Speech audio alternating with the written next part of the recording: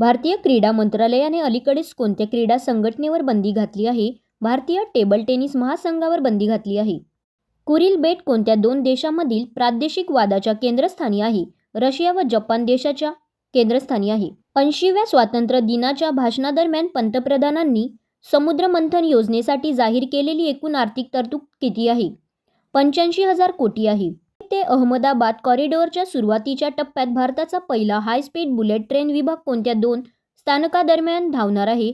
सुरत ते बिलीमोरा या स्थानकादरम्यान धावणार आहे. अलीकडेच भारतातील पहिल्या खासगी ब्रँडच्या लखनौ ते दिल्ली ट्रेनचे नवीन नाव काय आहे? स्प्राइट तेजस एक्सप्रेस आहे. 2026 मध्ये होणाऱ्या महिला FIH हॉकी विश्वचषक स्पर्धेच्या 16व्या आवृत्तीचे यजमानपद कोणते दोन देश भूषवत आहे? नेदरलँड्स आणि बेल्जियम हे दोन देश भूषवत आहेत.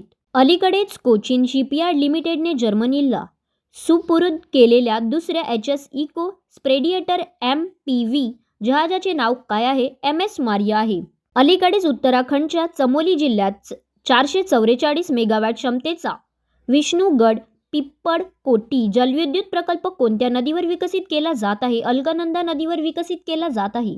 झाडांच्या संरक्षणासाठी कोणत्या राज्यामध्ये वृक्ष संवर्धन विधेयक 2026 मंजूर करण्यात आले आहे? पंजाब आणि राजस्थानमध्ये मंजूर करण्यात आले आहे.